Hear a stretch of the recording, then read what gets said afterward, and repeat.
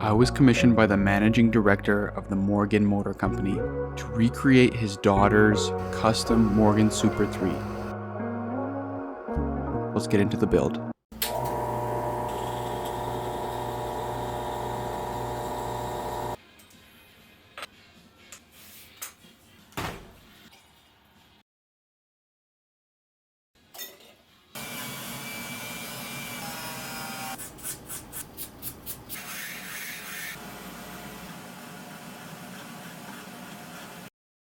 The white plastic you see here is styrene sheet. It is really great for sculpting, cutting, molding. It's what architects use for their models, and it works excellent for scratch building. And these are insect pins that people use when they display butterflies and things like that. I find they use really high grade steel and they're easily able to be bent, and they're going to work perfectly to make our control arms.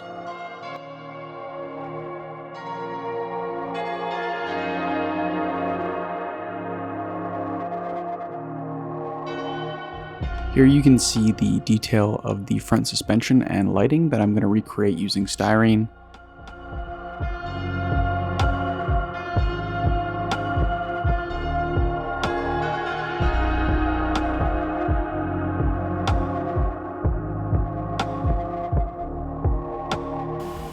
These are a circular leather punch. They're used to cut holes in belts, and I find they work really well to make a perfect circle out of styrene plastic. I use these for the two headlights, and I like to attach them using a toothpick with a little bit of sticky tack on top. Next we have to move on to the wheels. The molded plastic wheels that these came with are actually really realistic and accurate to the actual Morgan. You can't see the brakes on the actual Morgan. They're hidden behind kind of the wheel pattern. So it's going to work perfectly for this build. I heat up the pin, and that allows me to kind of heat set the axle.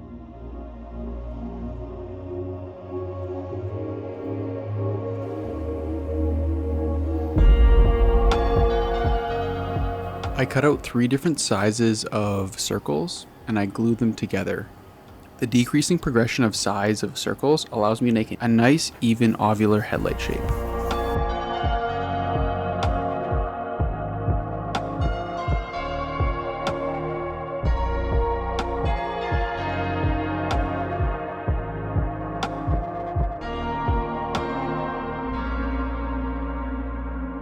Using a Q-tip and rubbing alcohol, I degrease the entire casting. And then we go in with our first coat of primer. I start with a nice light dust coat, and then we go in with some nice medium to wet coats. Here you can see a good angle of the side mirrors as well. Those are designed and 3D printed. I use a thinned out glazing putty to fill any of the imperfections in the casting that are now evident after laying down the primer. Once I sand those down, I begin mixing our base. The color picked was a really cool mix. It's almost like an earthy silver metallic. So I ended up using 3 different silver/grays. These metallics are from Mr. Hobby. I find them pretty hard to find here in Canada, but I find at scale they have the best metallics I have used.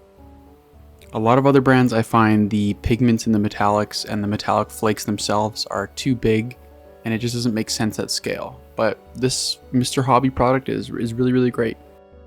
And now we come in for the hand painted detailing. I like to use my Winsor & Newton No. 0 paintbrush here. They're a little bit pricey, but the control in the tip you get is so much better than the cheaper synthetic brushes that you get from the dollar store or art store. So when you go to an art store, they're going to tell you not to use these for acrylic paints, but just don't listen to them and do it.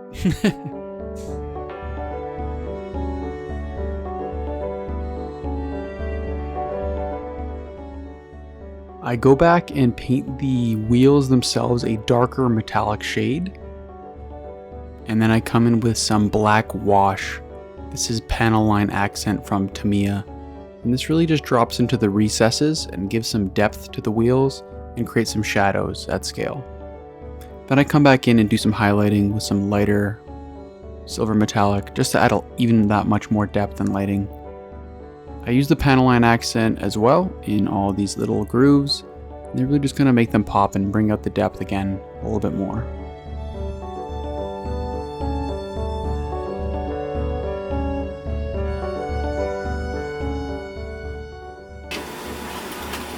The team over at Morgan was nice enough to send me over all the SVG files or decal files that I was able to print on my white toner printer and transfer those over to the paint job. It really helped out, and this makes it literally a one-to-one exact replication of the full-scale build.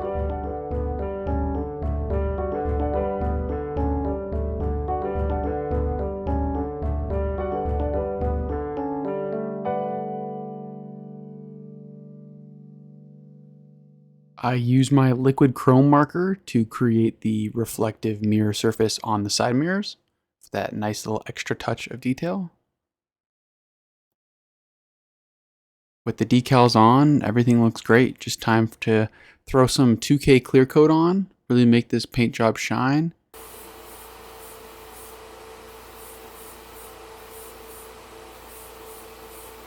I replaced the roll bars with some styrene rod for a little bit more accuracy. The molded plastic ones look a bit rectangular when realistically they should be fully tubular. And like all my signature builds, I CNC out the display base out of a piece of American walnut. Time for the big reveal. And because Fiona is so special, I inlaid all of the engraved text with silver. This is the only build I've ever done this for, and I think it's just kind of special for her. So here's her reaction. What do you think? That's cool. Be careful, because do you think he's got your name on the side of it? Yeah. It's even got my name on the side. Thank you so much again to Matt and Fiona and Morgan Motor Company. This was an incredible opportunity. I hope you guys enjoyed it. There's so much more content to come, so you guys stay tuned. Hit that subscribe button. I'll see you in the next one.